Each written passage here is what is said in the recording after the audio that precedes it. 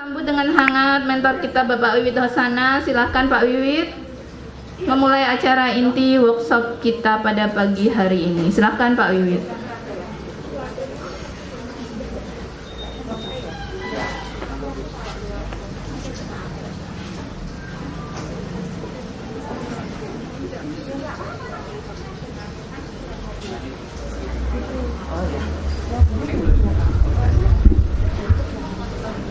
Selamat pagi, saudara-saudaraku semua. Saya minta izin untuk melepas masker sebentar ya, supaya tidak menghalangi ketika berkomunikasi. Merupakan kebahagiaan bagi saya secara pribadi pagi hari ini bisa bertemu dengan sahabat-sahabat semua ya. Ini kesempatan langka ya setelah pandemi 2 tahun ini. Acara-acara seperti ini memang ditiadakan, apalagi kemarin PPKM jadi acaranya mundur, dan ini merupakan saat yang tepat bagi kita untuk mau kembali belajar bersama, tetapi kita tetap memperhatikan prokes ya. Jadi nanti yang ada di sini tetap semuanya pakai masker. Jangan lupa nanti mencuci tangannya dengan hand sanitizer atau sabun yang sudah disediakan. Kemudian kita tetap nanti berusaha untuk tidak kontak secara dekat dengan teman-teman yang lain ya. Saya memohon sekali karena kita masih ada dalam pantauan dari dari pemerintah ya, supaya nanti tidak terjadi hal-hal yang tidak diinginkan. Acara ini sebenarnya saya itu dioyak-oyak ya, dikejar-kejar sama panitia dari Tailor Indonesia ya. Tailor Indonesia ini adalah grup Facebook terbesar se-ASEAN ya.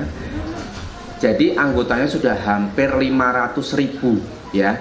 Ada juga di bawahnya Tailor Indonesia itu ada yang lainnya juga, dan anggotanya juga ribuan. Tapi saya memang respect dengan Tailor Indonesia, bukan karena saya digaji, tidak. Saya tidak menerima gaji apapun ya dari Tailor Indonesia. Tetapi saya sangat menikmati sekali ya. Saya menjadi mentor utama di grup terbesar itu, dan saya bisa berbagi. Karena sejujurnya ilmu yang saya dapatkan ini belum seberapa ya.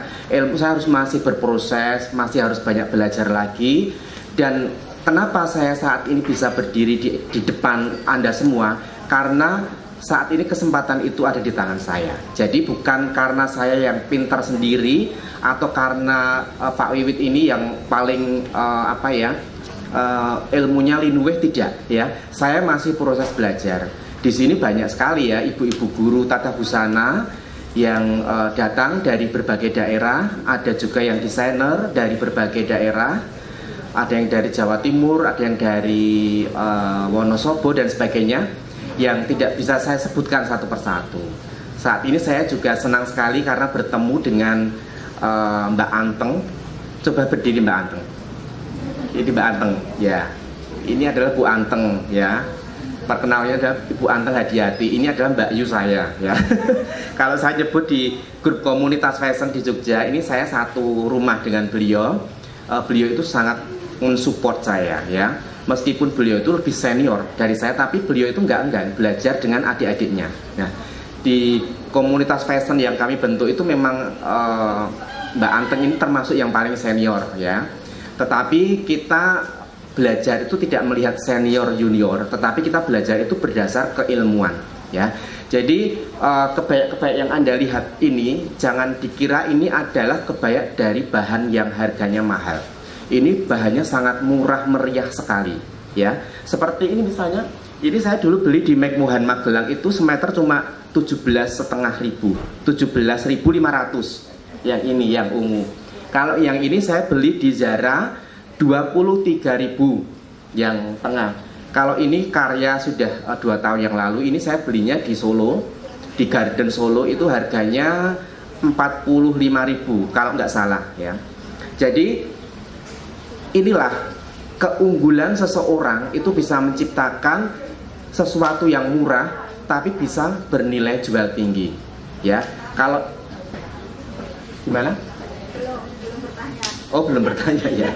Jadi membuat karya yang harganya mahal menjadi bagus itu hal yang lumrah, gampang, semua orang bisa.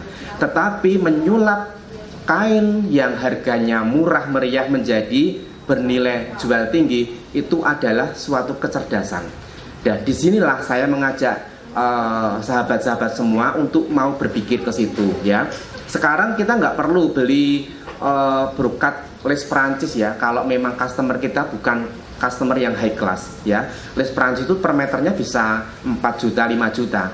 Sedangkan untuk membuat kebaya itu 2 meter itu sekarang udah nggak cukup ya, karena sekarang orang menuntut kebaya itu harus perfect dan harus detailnya harus bagus. Nah, kadang-kadang menggunakan 2 material yang beda itu sekarang lazim ya. Tahun 97 saya mengawali karir membuat kebaya. Itu yang saya lihat adalah kebayanya Ibu Tin Soeharto ya. Kebaya Putu Baru, kebaya Kartini yang sangat-sangat simple. Nah, tetapi di awal tahun 2000-an saya mulai mengenal kebaya modifikasi ya. Kebaya modifikasi yang saya kenal dulu dibuat oleh seorang desainer kenamaan dari Jakarta, yaitu Mas Edo ya, atau Edward Huta Barat. Dia adalah desainer rujukan saya. Ya, saya banyak belajar dari beliau, garis rancangannya, pemanfaatan teknik tekstil tradisionalnya. Saya banyak mencontek beliau. Ya, kita tidak apa-apa mencontek, tetapi kita harus mempunyai ciri khas yang kuat. Ya, mungkin di sini semuanya pasti mengagumi Ana Avanti ya. Kiblat kebaya sekarang ke Ana Avanti, tidak apa-apa. Tetapi jangan mencontek 100%. Ya, itu hanya dijadikan inspirasi saja. Karena untuk berproses menjadi seorang fashion designer atau apapun itu, kita harus memiliki desainer rujukan. Desainer rujukan itu fungsinya apa? Fungsinya untuk mengarahkan kita supaya kita tidak tersesat di jalan. Ya, kita misalnya punya desainer rujukan 10 ya, kebanyakan ya, 5 aja ya, 5 desainer rujukan itu nanti bingung ya.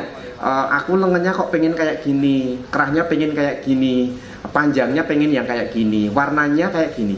Anda boleh, tetapi jangan mencontek itu 100% ya. Saya pun sebenarnya kadang-kadang terpengaruh juga dengan desainnya Ana Avanti ya, karena permintaan konsumen arahnya ke sana. Tetapi memang saya jujur harus mengarahkan customer saya untuk mau melihat proporsi tubuhnya ya. Jadi kalau tubuhnya sudah rusak ya saya katakan rusak, artinya tinggi berannya yang harusnya 17 jadi 9 misalnya. Kemudian lingkar pinggangnya itu lebih gede dibanding dengan lingkar pinggulnya, itu kan sudah rusak ya, jadi harus direparasi dulu.